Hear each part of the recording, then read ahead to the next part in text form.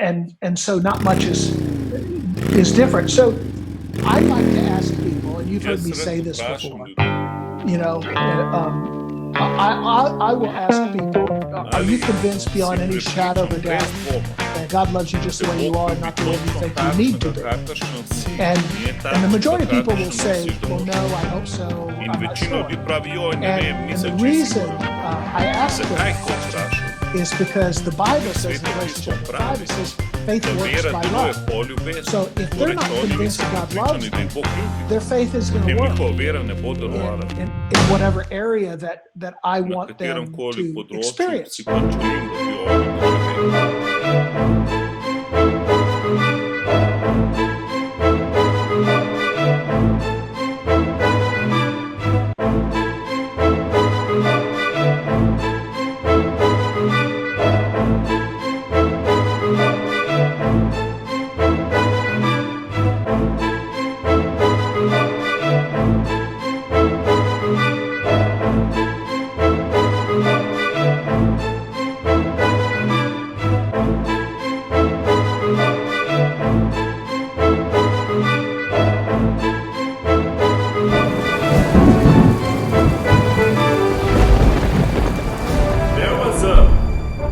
Told me, man, Clement, you know, I haven't slept more than 3 hours a night for 10 years, you know, because of the pain in my back. Že 10 let nisem spal več kot 3 ure na noč zaradi bolečine v mojem križu. And doctors can't help Zdravniki me. mi ne morejo pomagati. Let's pray Dajva together. skupaj He said, moliti. he called me because everybody Vsi drugi else so went že šli home. domov na So koncu he asked srečanja. me, Prosil Carol, you mene, know, my mojo ženo wife, Carol, and maybe in 2 mogoče other še dva leaders ostala who were there.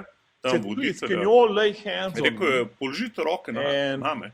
let's ask Dajmo the prositi Lord, Gospoda, you know, what am I v sinning? čem You know, grešim, what am I doing kaj wrong? narobe You know, delam. and I couldn't believe this Nisem coming mogel, from da je his kaj mouth, takega you know, izgovoril. because, you know, he was a Bil res powerful močen evangelist, you know, evangelist. with a strong prophetic močnim gift, signs, wonders, you Darom know, a lot of proroške healing. službe, And I was ozdravljenja, thinking, man, veliko I can't ozdravljenj. believe he's In saying nisem this. mogel I'm not verjeti, gonna da to pray govorim. that God will show us his In sins. želel You je, know da what I molimo, mean? da nam Bog pokaže, To me, kakšne just grehe ima. like I try to In convince him hotel sem ga that prepričati, da ga God Bog loves him ljubi, and he already da je že dealt with all obračunal his z sins, Yeah. you know, vsemi with njegovimi grehi. Jesus. And the point is, but another thing, question, you know, we do healing schools, Recimo, mi you imamo know, šole ozdravljenja. and even now during this virus, we had healing schools on virusom smo Zoom, imeli šole and we saw a lot ozdravljenja, of smo videli healings, you veliko know. ozdravljenj.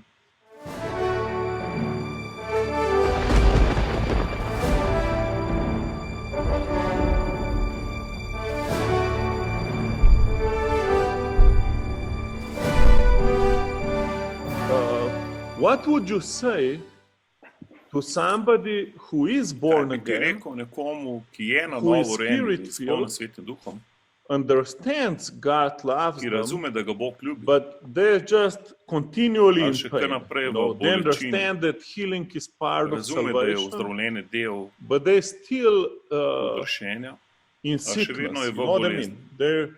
They're still not Še vedno ni healed, you ozdravljen. know, and their pain, and you know, it's just what would be, You know, it's interesting. You know, just in observation, Ko sem I've known ministers like you just described poslušal, tudi that jaz have a poznam Božje tremendous služabnike, ki anointing imajo on their mogočno nazivanje lives v to svojem heal the življenju, sick. da And pozdravljajo then bolnike, personally they v struggle with osebnem it. življenju se pa borijo z But they see ozdravljenjem, other people healed. a vidijo druge And, ozdravljene. and some of that has to do with incomplete Nekaj understanding tega ima of opraviti zaradi the nepopolnega cross razumevanja, and what was kaj je bought bilo and paid for plačano them. na križu.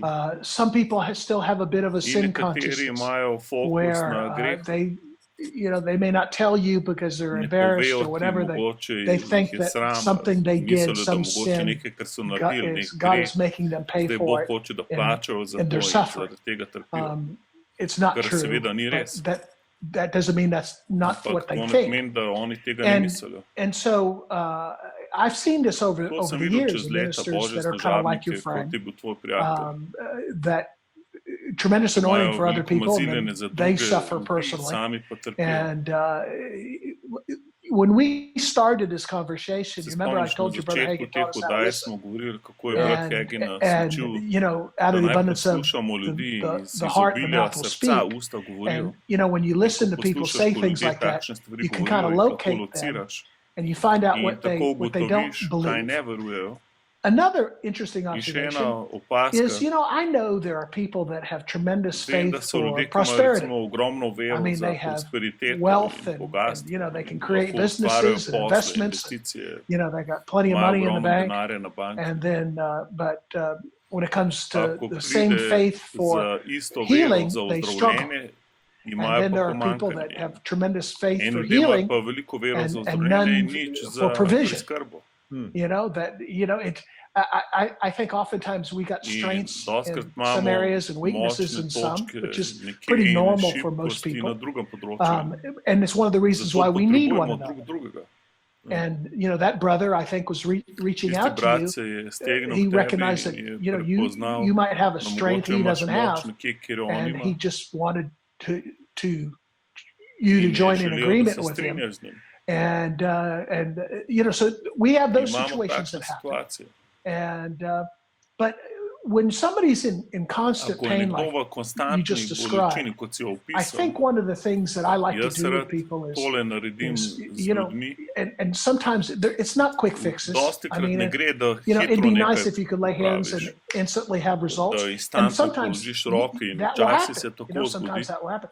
But normally, by the time somebody like that come to you, they've had everybody lay hands on them. And so not much is different. So I like to ask people, and you've heard me say this before, you know, I will ask people, are you convinced beyond any shadow of a doubt that God loves you just the way you are, not the way you think you need to be? And the majority of people will say, well, no, I hope so, I'm not sure.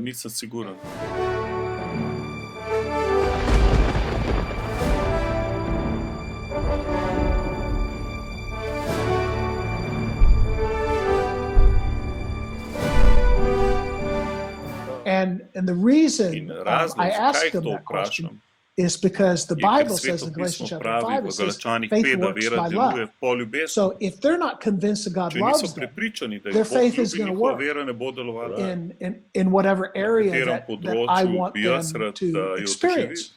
So I had a woman a number of years ago, she was dying of cancer, and she's a Baptist woman, and her church didn't believe in divine healing, but somebody said, you need to go see that Elliott. And so she came, and I asked her that question, and she said no.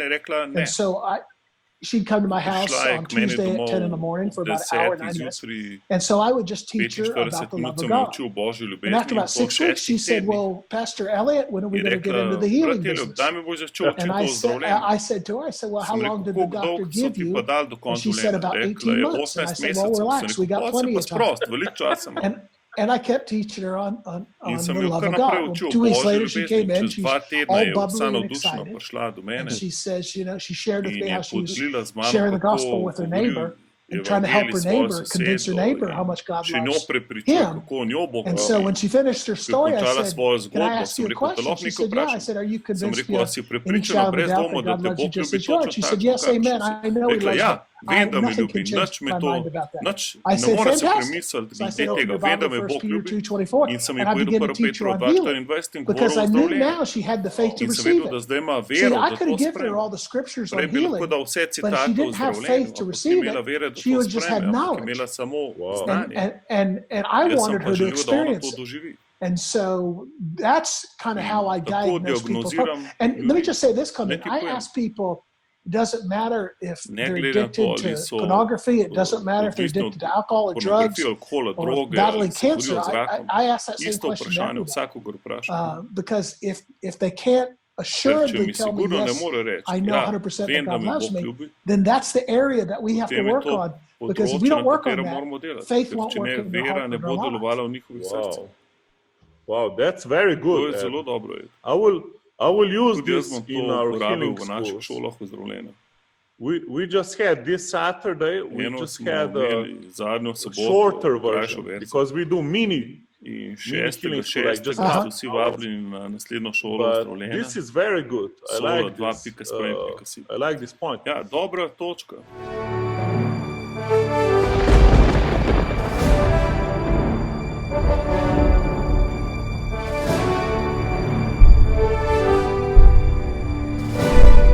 Like if person says, well, I know God loves me, but he doesn't like me.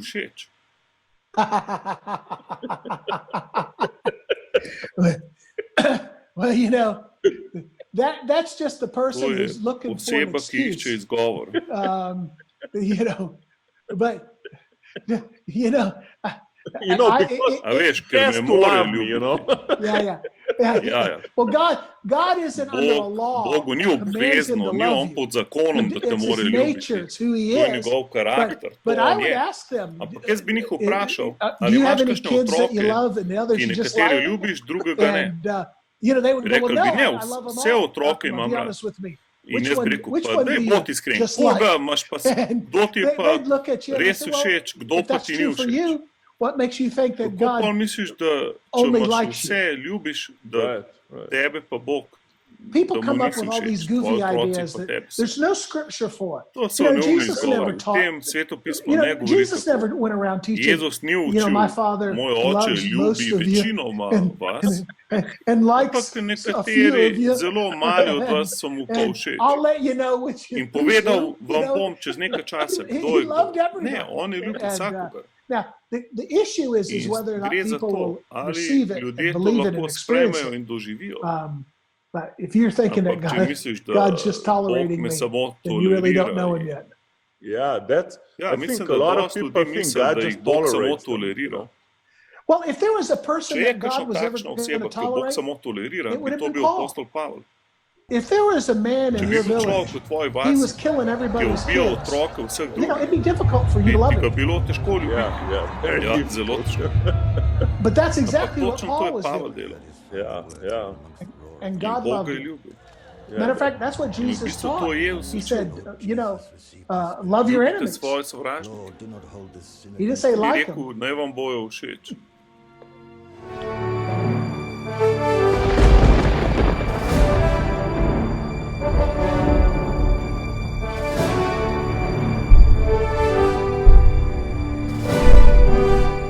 Hey, sometimes people say, you know, you're too soft. You know, like, I had one couple leave our church. I mean, the family was a nice family, you know, but they left the church because they said I preached too soft, you know, because I major on the love of God and so on, and not preach about sin enough, you know. And they didn't feel comfortable because, you know, I'm just too positive, you know. You know, I last year I did an interesting study. I wish I had the notes in front of me. But because I've heard the same thing, you know, you're supposed to preach against sin. And I thought, okay, well, what did Jesus say about sin? You know, really, what did he say about it? And I would think 90% of the time when Jesus talked about sin, he said, you're forgiven of your sins. He told them they were forgiven of their sin. And then when he told people not to sin, it was because he had already forgiven them of their sin. And so when these people talk about preaching against sin, I don't think they really know what Jesus preached.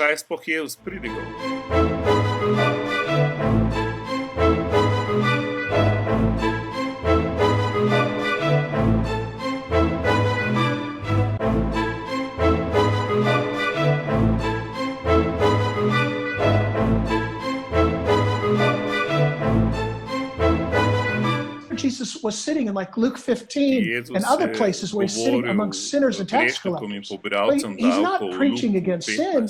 He's preaching a message that draws their heart to God. Matter of fact, in Matthew chapter 9, he tells people, he tells the Pharisees who were upset that he's with sinners and tax collectors. He says, I'm going to draw people to God. and I'm going to bring them to repentance by showing them mercy. Well, you can't get any softer than showing people mercy. But you can't reveal the heart of God without showing people mercy. So these people are so bound by religion and religious tradition, they can't really see the truth if they think that, the message of the gospel just beat people up over their sin. No, the message of the gospel is about the grace of God that sets people free from their sin. Right. Hey, how do you interpret the scripture like, if you love me, you will keep my commandments?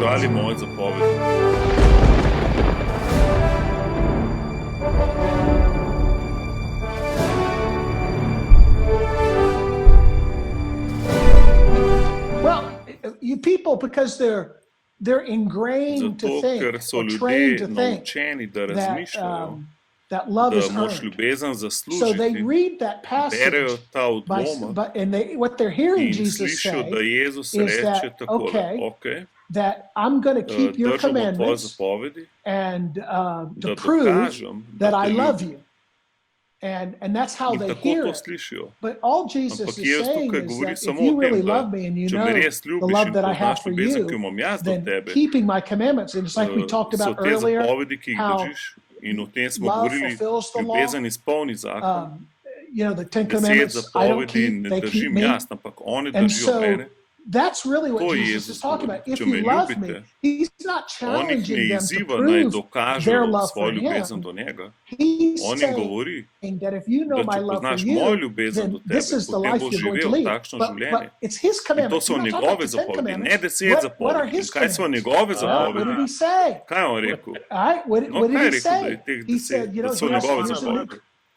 yeah, but before that, he says, as the Father hath loved me, so have I loved you.